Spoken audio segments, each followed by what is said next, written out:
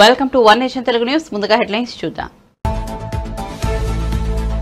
నెల్లూరు జిల్లాలో టీడీపీ ప్రజాగలం ఎన్నికల ప్రచారం. కావలి సభలో చంద్రబాబు వాడివేడి ప్రసంగం. ఎన్డీఏ కూటమి గెలుపు ఖాయమని చంద్రబాబు ధీమా.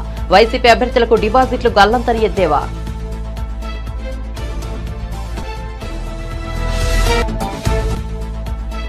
కేటీఆర్ అలా మాట్లాడితే ఏమవుతుంది? చెర్లపల్లిలో చెప్పకూడు తింటాడు. ఫోన్ ట్యాపింగ్ పై స్పందించిన సీఎం రేవంత్ రెడ్డి అలా మాట్లాడినందుకు కేటీఆర్ ఫలితం అనుభవిస్తారని హెచ్చరిక. తనను దెబ్బతీసేందుకు బీజేపీ బీఆర్ఎస్ ఒకటయ్యాయని ఆగ్రహం. అసెంబ్లీ ఎన్నికల సమయంలో చేవెళ్ల నియోజకవర్గంలో చాలా చోట్ల తాను ప్రచారం చేస్తానన్న కేటీఆర్. తాండూరు సీటును గెలుస్తామనుకున్నారన్న కేటీఆర్. ఏం జరిగిందో తెలియదు, కొన్ని చోట్ల ఓడిపోయామన్న బీఆర్ఎస్ నేత.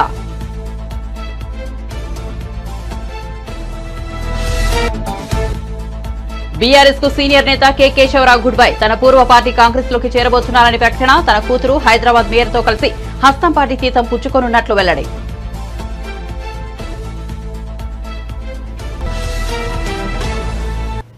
ఇక వార్త వివరాల్లోకి వెళ్తే టీడీపీ అధినేత చంద్రబాబు నెల్లూరు జిల్లా కావలిలో ప్రజాగలం సభలో పాల్గొన్నారు. నెల్లూరు లోక్సభ స్థానం నుండి టీడీపీ అభ్యర్థి వేమిరెడ్డి ప్రభాకర్ రెడ్డి, కావలి టీడీపీ ఎమ్మెల్యే అభ్యర్థి కావ్య వెంకట కృష్ణారెడ్డి కూడా ఈ సభకు హాజరయ్యారు. ఈ సభలో చంద్రబాబు ప్రసంగిస్తూ ప్రజల ఉత్సాహం చూస్తుంటే ఎన్డీఏ గెలుపు ఖాయంగా కనిపిస్తోందని అన్నారు. వైసీపీ నేతలకు డిపాజిట్లు కూడా రావని ఎద్దేవా చేశారు. టీడీపీ 42వ ఆవిర్భావ దినోత్సవాన్ని ఘనంగా జరుపుకుంటున్నామని, ఎన్టీఆర్ టీడీపీని స్థాపించిన గొప్ప రోజు ఇది అని అభివర్ణించారు. ఈ 42 ఏళ్లలో తెలుగువారిని ప్రపంచం మొత్తం పరిచయం చేశామని చెప్పారు. అనేక విజయాలు సాధించామని, జాతీయ స్థాయిలో ప్రతిపక్షంగా పనిచేయడమే కాకుండా ప్రభుత్వాల ఏర్పాటుతో ముందుకు పోయామని చంద్రబాబు వివరించారు. హైదరాబాద్ నగరాన్ని బ్రహ్మాండంగా అభివృద్ధి చేసి తెలుగు జాతికి తిరుగులేదని నిరూపించగలిగామని తెలిపారు. మీ అభిమానం చూసిన తర్వాత నాకు అనిపించింది ఇంకా ఎన్డీఏ అన్స్టాపబుల్, ఎవరు స్టాప్ చేయలేరు. కడాన వైఎస్ఆర్ కాంగ్రెస్ పార్టీ చూసుకోవాలి, మీ డిపాజిట్లు కూడా గల్లంతయ్యే పరిస్థితి వస్తుంది. మా తమ్ముళ్ళ ఉత్సాహం చూసా,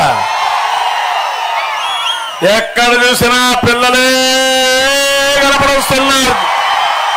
అందరూ తమ్ముళ్ళే, యువతే. ఒక్కొక్కసారి యువత అయితే ఆకాశానికి ఎగిరిగిరి పడుతున్నారు. టీనేజ్ బాయ్స్ అంతా చూస్తున్నా, తల్లిదండ్రుల పైన భుజాల పైన ఎక్కి మా పిల్లల్ని చూస్తున్నా. ఒక ఆశ, ఒక నమ్మకం, మా భవిష్యత్తుకు, మా పిల్లల భవిష్యత్తు గ్యారంటీ ఇమ్మని అందరూ కోరుకుంటున్నారు. అది చేస్తానని మరొక్కసారి మీ అందరికీ హామీ ఇస్తున్నా. ఈ రోజుకు ఒక ప్రత్యేకత ఉంది.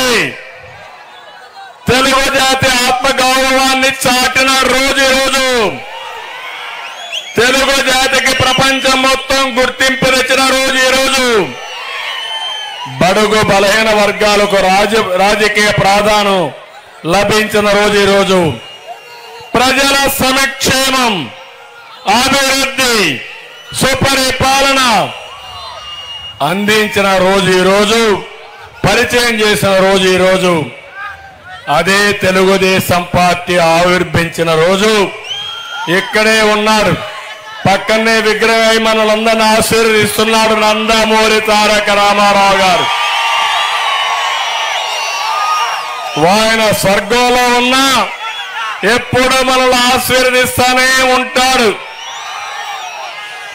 అలాంటి మహనీయుడి యొక్క ఆశీస్సులు అందుకొని ఆయన ఆశయాల్ని ఒకసారి స్మరించుకొని ఈ మీటింగ్ ప్రారంభించుకుందాం.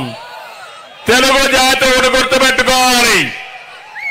యేసు శకం ఎట్లో, యేసు శకం అంటే పూర్వం తర్వాత రాసుకుంటాం ప్రపంచం అంతా. తెలుగు జాతి తెలుగుదేశం కంటే పూర్వం, తెలుగుదేశం తర్వాతని చరిత్ర రాసుకునే విధంగా తెలుగుదేశం పార్టీ పనిచేశాం. అందుకే ఈరోజు నేను ఈ యొక్క మీటింగ్ లో ఒకటే విజ్ఞప్తి చేస్తున్నాం. 42 సంవత్సరాలు సుదీర్ఘ పార్టీ పరిపాలనలో తెలుగు వారిని ప్రపంచం మొత్తం పరిచయం చేశాం. అనేక విజయాలు సాధించాం.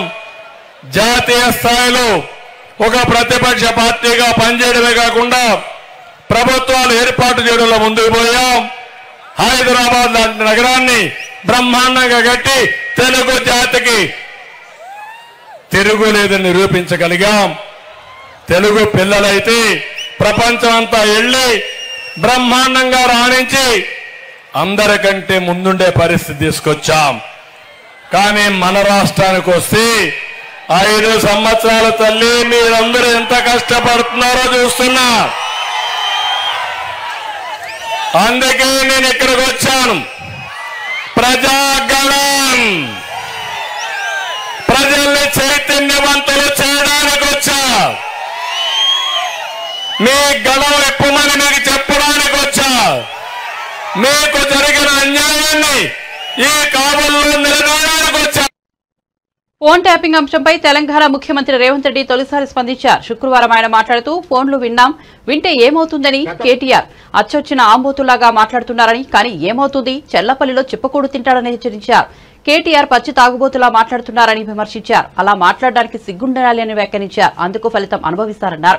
గద్వాల, ఆలంపూర్ ప్రాంతాల్లోని బోయల సమస్యలు తనకు తెలుసన్నారు. వారి సమస్యలు పరిష్కరిస్తానని హామీ ఇచ్చారు. కానీ మీరు వీరిని చూడవద్దని, పూర్తిగా కాంగ్రెస్ వైపు ఉండాలని కోరారు. మొన్నటి అసెంబ్లీ ఎన్నికల్లో కొంతమంది ఇటు ఉన్నారని, కానీ ఇప్పుడు ప్రభుత్వం వచ్చింది కాబట్టి కాంగ్రెస్ వైపు నిలవాలని కోరారు. 100 రోజుల్లో ఢిల్లీలో చర్చించుకునే విధంగా సుపరిపాలన అందించామన్నారు.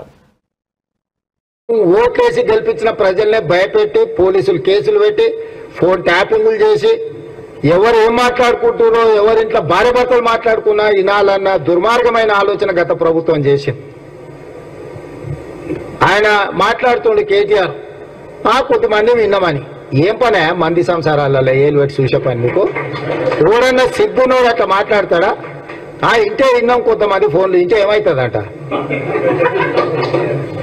ఎవరన్నా ఇట్లా భర్త నుంచి ఎవడన్నా మాట్లాడతాడా? ఇంటే ఏమవుతుంది? అదే అవుతుంది. చెర్లపల్లిలో చిప్పకూడి తినాల్సి వస్తుంది. ఇప్పుడు వాళ్ళు చెప్పినట్టున్న అధికారులు ఈరోజు ఊచలు లెక్క పెడుతున్నారు. ఆయన అంతకంటే ముందే చెప్పినాం, వద్దురా నాయన, వాళ్ళు దుర్మార్గులు, దోపిడీదారులు, దొంగలు, వాళ్ళ మాటలు విన్నారంటే మీరు జైలుకు పోతారు, మిమ్మల్ని తర్వాత తిరిగి కూడా చూడరని. ఇవాళ కేసులలో ఇరుక్కున్న వాళ్ళని అయ్యో పాపం అని కూడా అంటలేరు. వాళ్ళు చేసినాం ఇట్లనే చేస్తాం. ఎవడు మాట్లాడతాడు? ఊర్లలో ఆవారగాడు మాట్లాడతాడు, తాగుపోతాడు మాట్లాడతాం. గట్లనే చేస్తాం, మేము బజార్లో బట్టలు ఇప్పుకొని తిరుగుతాం, అదేందని ఊర్లలో అనరు. ఎవడంటాడు? తాగుపోతాడు, తిరిగిపోతాడు అంటాడు. గట్ల మేము గిట్లనే ఉంటాం. ఊర్లో ఎవరైనా పెద్ద మంచి పిలిచారా, ఇది మంచిది కాదురా నాయన, పద్ధతి మార్చుకో అంటే మేము ఇట్లనే ఉంటామా? ఏం నువ్వేంది నాకు చెప్పేది? సేమ్ కేటీఆర్ కూడా భర్తగించిన అచ్చో సాంబోతులాగా మాట్లాడుతుండు. దాని ఫలితం దానికి ఉంటుంది. కాకపోతే దాని ఒక క్రమ పద్ధతిలో విచారణ చేసి చట్టపరంగా చర్యలు తీసుకోవాలి కాబట్టి విచారణ జరుగుతుంది. అంతకుముందు ఎవరైనా ఫోన్లలో మాట్లాడుకోవాలన్నా భయపడేది. ఎవరైనా కలిస్తే ఎవరైనా రికార్డ్ చేస్తుండే అనే భయం ఉండే. ఇవాళ ఎవరైనా స్వేచ్ఛగా వాళ్ళ జీవితాలలో వాళ్ళు స్వేచ్ఛగా మాట్లాడుకునే పరిస్థితి రాష్ట్రంలో స్వేచ్ఛ తీసుకొచ్చినాము. ఇవాళ ఏదున్నా సచివాలయానికి వెళ్ళి మనం చెప్పుకునే పరిస్థితి ఉంది. అందుకే ఇవాళ నిన్న ఎమ్మెల్సీ ఎన్నికలు జరిగినాయి.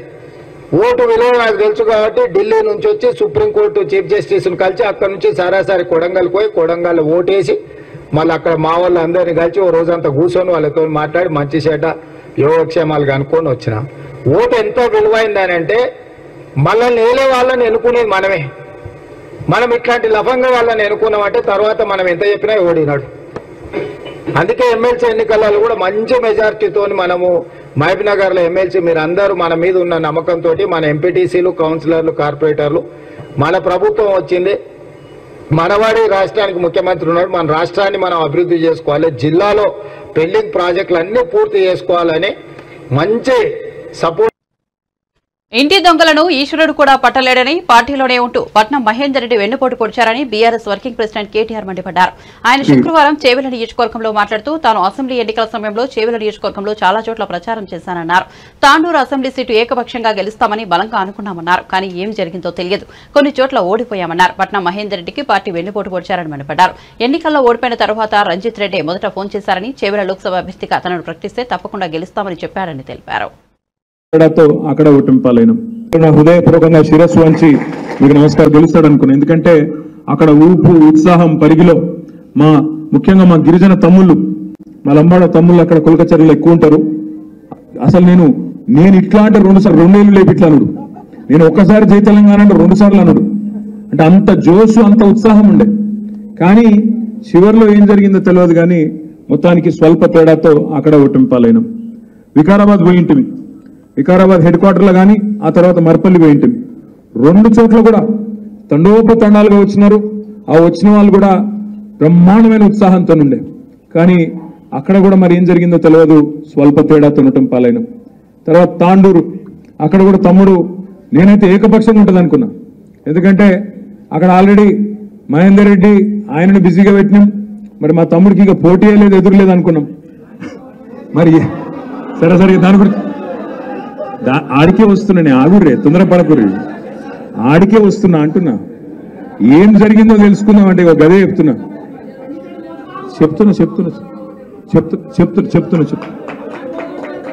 సీను నన్ను చెప్పని, నువ్వు మాట్లాడుతుగా సీను మళ్ళీ నన్ను చెప్పని.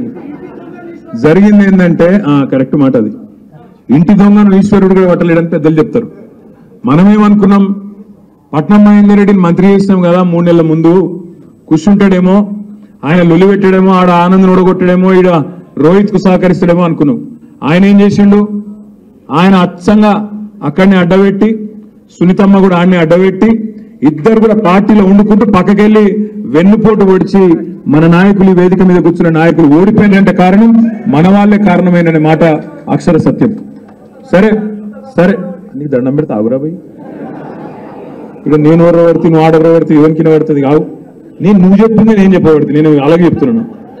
నేను అనేది ఏంటంటే జరిగింది, మోసపోయినాం, జరిగింది. తర్వాత గమ్మత్ ఏంటంటే ఎలక్షన్ అయిపోయింది, సరే ఓడిపోయినాం, 39 మంది గెలిచినాం. నాకు అందరికంటే మొదలు ఫోన్ చేసింది ఎవరు ఎరికైనా, రంజిత్ రెడ్డి అన్నా, అరే నీకు దండం పెడితే ఆగురా, నీ కోపం అంతా ఆగబట్టుకుని జ్ఞానేశ్వర్ అన్న గెలుపులో నూకురా పోయి నా మీద ఎందుకు లొల్లి పెడుతున్నావు. లోక్సభ ఎన్నికల ముందు బీఆర్ఎస్ పార్టీని కీలక నేతలు వీడుతున్నారు. గత 2 రోజులుగా జరుగుతున్న ప్రచారాన్ని నిజం చేస్తూ రాజ్యసభ సభ్యుడు, ఆ party general secretary K Keshavarao గులాబీ పార్టీకి గుడ్ బై చెప్పారు. తన కూతురు హైదరాబాద్ మేయర్ విజయలక్ష్మితో కలిసి కాంగ్రెస్ పార్టీలో చేరబోతున్నట్లు గురువారం రాత్రి ప్రకటించారు. తన నివాసం వద్ద మీడియా సమావేశంలో ఈ విషయాన్ని ఆయన వెల్లడించారు. కేసీఆర్ తనకు చాలా గౌరవం ఇచ్చారని, ఆయనపై తనకు గౌరవం ఉందని కేకే ఈ సందర్భంగా అన్నారు. రాజకీయ విరమణ దశలో ఉన్న తాను తిరిగి తన పూర్వ పార్టీలో చేరాలని నిర్ణయించుకున్నానని వెల్లడించారు. 84 ఏళ్ల వయసులో తిరిగి కాంగ్రెస్ లోకి వెళ్లాలనుకుంటున్నానని, తీర్థయాత్రలకు వెళ్లిన వారు ఎప్పటికైనా తిరిగి ఇంటికే చేరుతారని, తాను కూడా తన సొంత ఇల్లు లాంటి కాంగ్రెస్ పార్టీలో చేరాలనుకుంటున్నానని కేశవరావు తెలిపారు. తాను సుదీర్ఘ కాలం కాంగ్రెస్ లోనే ఉన్నానని, ఆ పార్టీ తనకు అన్ని అవకాశాలు ఇచ్చిందని కేకే అన్నారు. తాను పుట్టింది పెరిగింది కాంగ్రెస్ లోనేనని పేర్కొన్నారు. ఉండకూడదు కాబట్టి కేబినెట్ మీటింగ్ చేసుకుంటూ వచ్చిండ్రు. 42 మంది ఎమ్మెల్యేస్ మేము రిజైన్ చేస్తామని సోనియా గాంధీకి లెటర్ ఇచ్చిండ్రు. మన హీరోతోని ఇప్పుడు ప్లానింగ్ కమిషన్ డిప్యూటీ చైర్మన్ కదా మహబూబ్ గారు, చిన్నారెడ్డి అట్లనే ఇంద్రకరణ్ రెడ్డి గారి ఇంటి లోపల ఆఫీస్ పెట్టుకున్నాం కాంగ్రెస్ తరఫున తెలంగాణ. నేను జనరల్ సెక్రటరీ ఉన్నప్పుడు ఎందరో హంగర్ సైకిల్ చేసిండ్రు, లైక్ వెంకటరెడ్డి, మినిస్టర్ వెంకటరెడ్డి. లేదంటారా అందరికన్నా ఫస్ట్ రిజైన్ చేసి వెళ్ళిపోయింది కృష్ణారావు మహబూబ్ నగర్. అంత రాతగా ఇదో మీరు కూర్చున్న రూమ్ లోపలనే తెలంగాణ ఫోరం మీటింగ్స్. ఇది ఎప్పటి నుంచి 21 నుంచి కాదు, 98 నుంచి చేసుకుంటాను. ఎంత చేసినా కానీ మేము 42 పీపుల్ రావడం, డిజైన్ చేసి తెలంగాణ ఇవ్వని అంటే అడగడం, ఆమె ఇవ్వకపోవడం, అయిన తర్వాత మళ్ళీ చేయడం, ఫుల్ ఫ్లెజ్ గా వర్కింగ్ కమిటీ పెట్టడం. 6 వర్కింగ్ కమిటీలు జరిగినాయి. నేను వార్ గ్రూప్ లోపల మెంబర్ గుంటి 4 సార్లు మెంబర్లు ఉంటే ఇదే పొన్నం ప్రభాకర్, ఇదే మన యాదవ్, ఆయన తర్వాత యాస్కి, వెంకటస్వామి కొడుకు మన వివేకు, వీళ్ళందరూ డ్యూటీ, సుఖేందర్ రెడ్డి, వీళ్ళందరూ ఎందరు ఎంపీస్ డ్యూటీ. ఈ యాదవ్ పోయి ఆయన కాళ్ళు మొక్కిండు ఎవరికి, మన ప్రెసిడెంట్ ప్రణబ్ ముఖర్జీ ఆయన మెంబర్, నేను వాళ్ళు మెంబర్ ఉన్నప్పుడు. ఈయన కూడా పోయి మా ప్రభాకర్, పొన్న ప్రభాకర్ ఆయన. సో ఈ తీరుగా ఎడ్యుకేషన్ తీసుకొని రావడం జరిగింది. ఎంతున్నా కానీ పార్టీ లెవెల్కే వచ్చింది. ఒక కమిటీ వేసుకున్నాం, Pranab Mukherjee committee. There is no alternative to Congress party in the country, but at the same time there is no substitute to my Telangana. అక్కడ ఆల్టర్నేటివ్ లేదు, ఇక్కడ నాకు సబ్స్టిట్యూట్ కూడా లేదు. కాబట్టి ఈ డిలెమా లోపల నేను పడి ఉండి I'm taking the side of the people అని చెప్పి నేను టీఆర్ఎస్లో జాయిన్ కావడం జరిగింది. 55 ఏళ్ల తర్వాత అన్ని పొజిషన్స్ ఎంజాయ్ చేసిన తర్వాత, వేరే వాళ్ళు ఎంజాయ్ చేయనంత ఎంజాయ్ చేసిన తర్వాత కూడా చాలా బాధగా బయటకు రావడం జరిగింది. చేసిన తర్వాత చేయడం జరిగింది. చేసి 13 ఏళ్ళు అప్పుడు జాయిన్ అయిన తర్వాత తెలంగాణ గురించి పోరాడినాం. మీరేదో చూసి పబ్లిక్లో అక్కడ తెలంగాణ ఇచ్చేది ఏంటి, పార్లమెంట్లో ఒక ఫ్రంట్, పీపుల్లో ఇంకొక ఫ్రంట్. పీపుల్ ఫ్రంట్ కేసీఆర్ చూస్తుండేది. కానీ తెలంగాణ రావాలంటే ఇక్కడ డాన్సులు చేస్తాడో అరుస్తాడో రావు. అంతకుముందు తెలంగాణ మీద సెక్షన్ ఉంటేవి. మేము 13లో 10 గెలిచినాం. మాకు తెలంగాణ రాలేదు.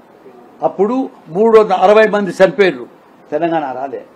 కావాల్సింది ఏంటి అంటే పార్లమెంట్లో మెజారిటీ మెంబర్స్ తోని బిల్లు పాస్ చేయడం ఇస్ మోర్ ఇంపార్టెంట్.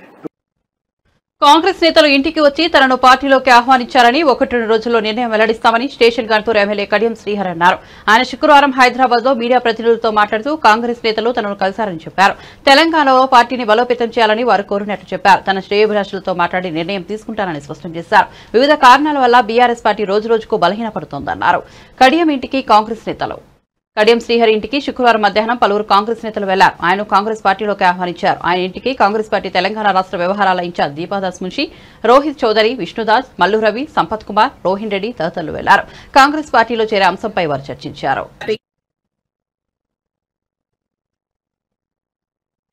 ఎన్నికల ప్రచారంలో వైసీపీ రాజ్యసభ సభ్యుడు విజయసాయిరెడ్డికి ఘోర అవమానం ఎదురైందంటూ టీడీపీ ఓ వీడియోను షేర్ చేసింది. నెల్లూరు ఎంపీ అభ్యర్థి విజయసాయిరెడ్డి సీతారాంపురంలో ప్రచార రథంపై నుంచి ప్రసంగించేందుకు సిద్దపడగా జనం ఒక్కసారిగా లేచి వెళ్లిపోయారు. కార్యకర్తలు కూడా ఇంటి ముఖం పట్టడంతో ప్రచార రథంపై ఉన్న నాయకులు ప్రజలను వెళ్లొద్దని, విజయసాయిరెడ్డి ప్రసంగించే వరకు ఆగాలని పదే పదే వేడుకోవడం వీడియోలో కనిపించింది.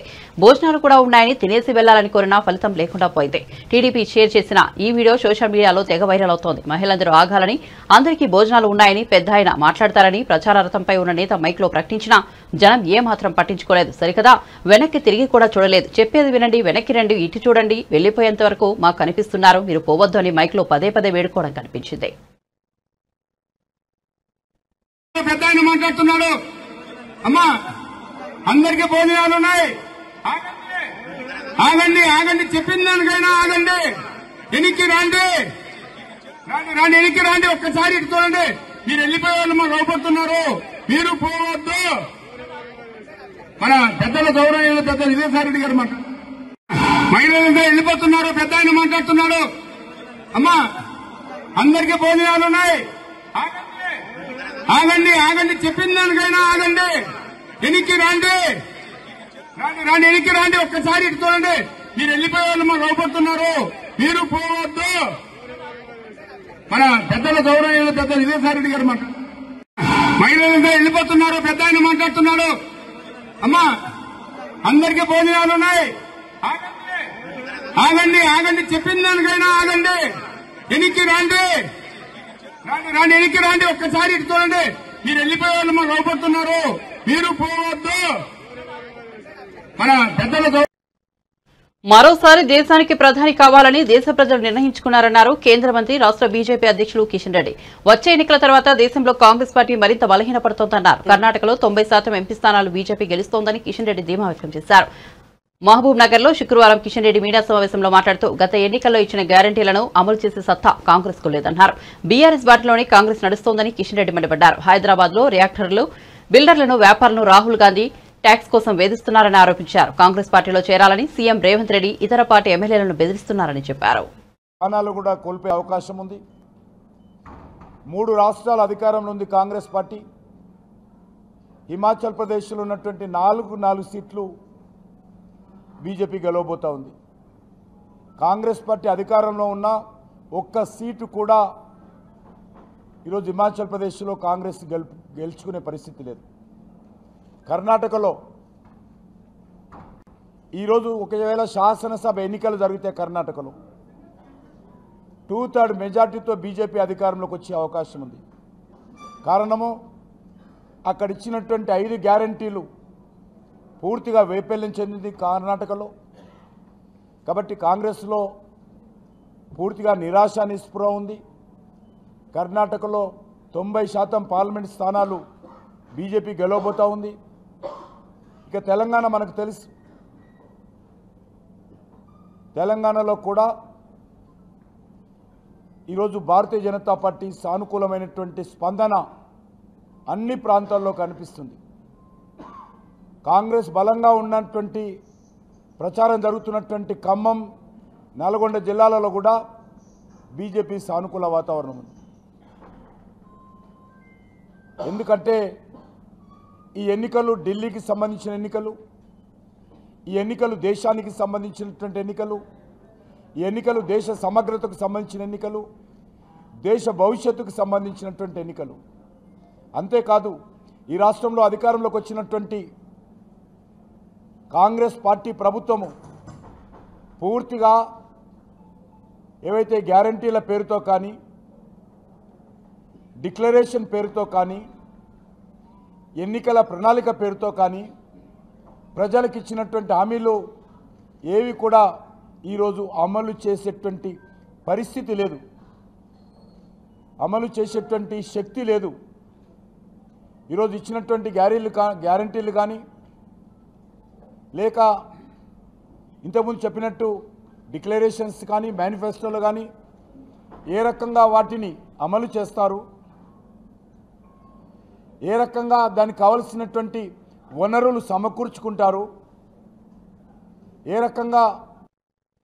కాంగ్రెస్ పార్టీలో చేరిన దానం నాగేందర్ చేరాలని నిర్ణయించుకున్న కె కేశవరావు, కడియం శ్రీహరిలపై బీఆర్ఎస్ నేత దాసోజు శ్రవణ్ తీవ్ర ఆగ్రహం వ్యక్తం చేశారు.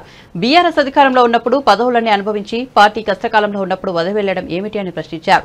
ఏమాత్రం ఇంగితం ఉన్నా పార్టీ ఇచ్చిన పదవులకు రాజీనామా చేసి వెళ్లాలని డిమాండ్ చేశారు. పార్టీని వీడుతున్న వారికి ప్రజలు గుణపాఠం చెబుతారని హెచ్చరించారు. బుగ్గకారులలో తిరిగి 10 ఏళ్లు అధికారంలో వచ్చిన హోదాను, డబ్బును, అధికారాన్ని వాడుకుని పార్టీ మారుతారా అని ప్రశ్నించారు. తెలంగాణ ఉద్యమంలో అనేక సార్లు జైళ్లకు పోయిండు, లాఠీలు పట్టుకుంటూ కింద కూర్చుండు. మా అన్న ఎన్నోసార్లు కొట్లాడిన, అనేక మంది కొట్లాడిండ్రు, ఎక్కడికి కూడా పదవులు రాలా. కానీ మీరు అన్ని పదవులు అనుభవించారు 10 సంవత్సరాల పాటు పార్టీలో. ఇవాళ ఈ టైంలో మీరు పార్టీని వదిలిపెట్టిపోయే ముందు మీకు విజ్ఞప్తి చేస్తూ ఉన్నాను, డిమాండ్ చేస్తూ ఉన్నాను. మీరు వెంటనే కడియం గారైనా సరే, దానం నాగేందర్ గారైనా సరే, కేకే గారైనా సరే, మీకేమాత్రమైనా ఇంగితం ఉన్నట్టయితే, మీరు నిజంగానే పెద్దవాళ్ళు అయినట్టయితే మీ పదవులకు మీరు రాజీనామా చేసిపోండి.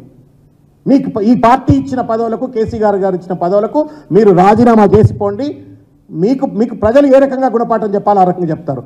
చివరిగా దానం నాగేందర్ గారికి చెప్తా ఉన్న ఒక విషయం, you are going to be disqualified at any cost. నీకు ఎవడు అడ్వైజ్ ఇస్తున్నాడో నాకు అర్థం కావట్లా. ఒక పార్టీలో శాసనసభ్యుడిగా ఎంపికయ్యి ఆ శాసనసభ్య పదవికి రాజీనామా చేయకుండా ఇంకొక లెజిస్లేచర్ అంటే పార్లమెంట్ పదవికి ఇంకొక పార్టీ మీద పోటీ చేస్తే you will automatically attract disqualification. ఎట్టి పరిస్థితిలో ఖైరతాబాద్లో మళ్ళీ ఎన్నిక వస్తుంది. దానం నాగేందర్ ఇక్కడ ఓడిపోయి నేను ఇక్కడ ఉండొచ్చు, అక్కడ ఓడిపోయి ఇక్కడ ఉండొచ్చు అని ఏదో అనుకుంటున్నాడు. రెండు పడవలలో కాళ్ళు పెట్టి నడుస్తా అనుకుంటున్నాడు. ఈ పడవ లేదు, ఆ పడవ లేదు. మొత్తానికి రెండిట్లో కూడా మీకు మునక తప్పదు.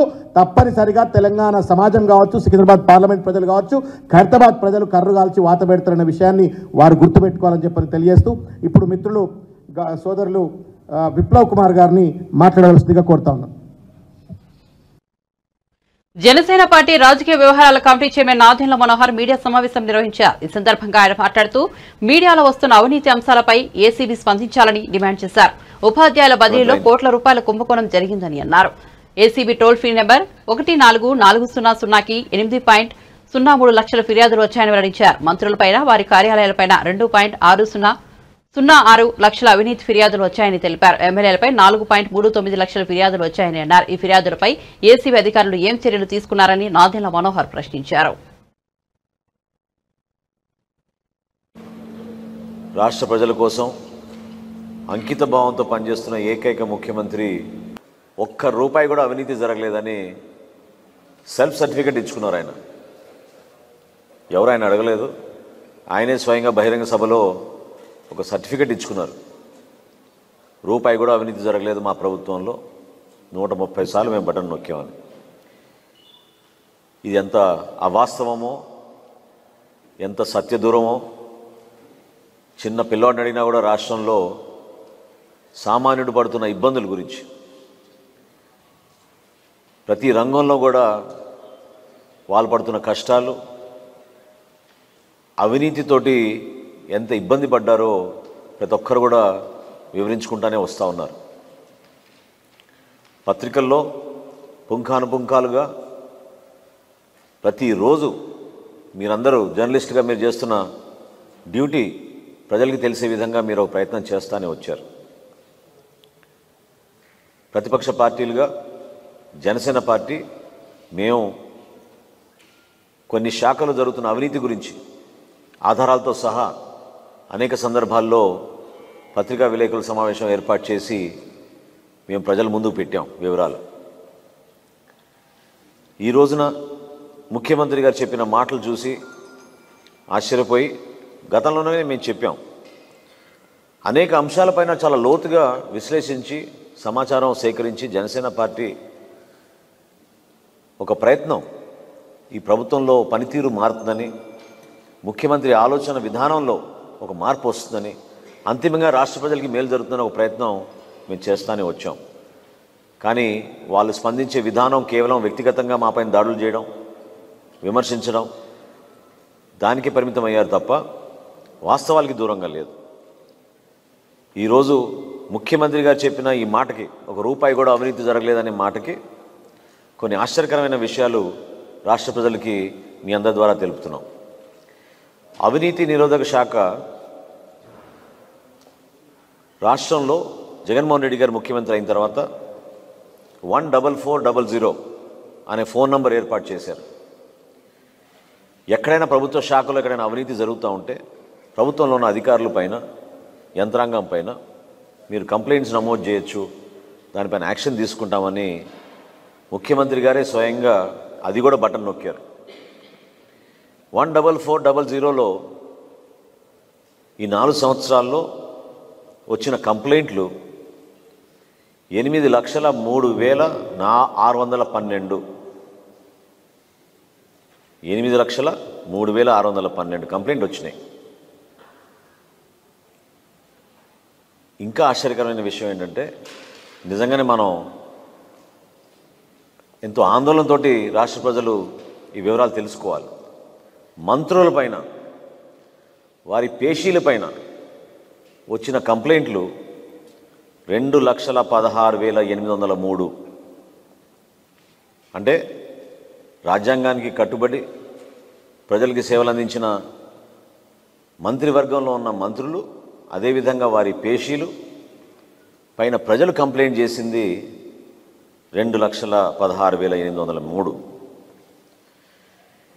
ఇంకా వైఎస్ఆర్సీపీ నాయకులు, పార్టీ శాసనసభ్యులు, శాసన మండలి సభ్యులు, అనేక మంది పెద్దలపైన ఇదే నంబర్కి వచ్చిన కంప్లైంట్లు 4,39,679.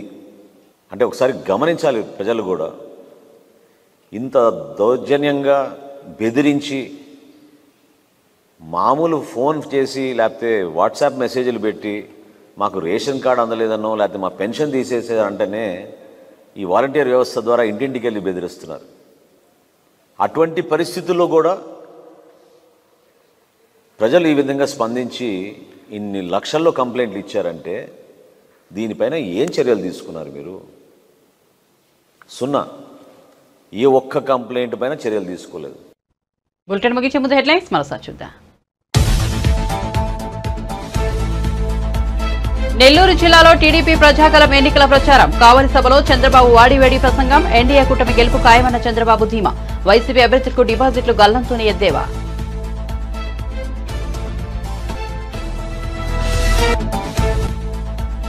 కేటీఆర్ అలా మాట్లాడితే ఏమవుతుంది? చెర్లపల్లిలో చుక్కకూరు తింటారని ఫోన్ ట్యాపింగ్ పై స్పందించిన సీఎం రేవంత్ రెడ్డి. అలా మాట్లాడినందుకు కేటీఆర్ ఫలితం అనుభవిస్తారని హెచ్చరిక. తనను దెబ్బతీసేందుకు బీజేపీ బీఆర్ఎస్ ఒక్కటయ్యాయని ఆగ్రహం.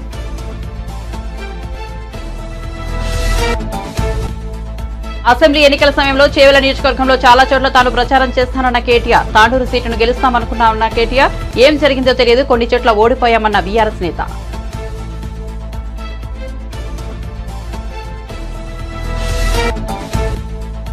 బీఆర్ఎస్ కు సీనియర్ నేత కె కేశవరావు గుడ్ బై. తాను పూర్వ పార్టీ కాంగ్రెస్ లోకి చేరబోతున్న ప్రకటన. తన కూతురు హైదరాబాద్ మేయర్ తో కలిసి హస్తం పార్టీ తీర్థం పుచ్చుకోనున్నట్లు వెల్లడి.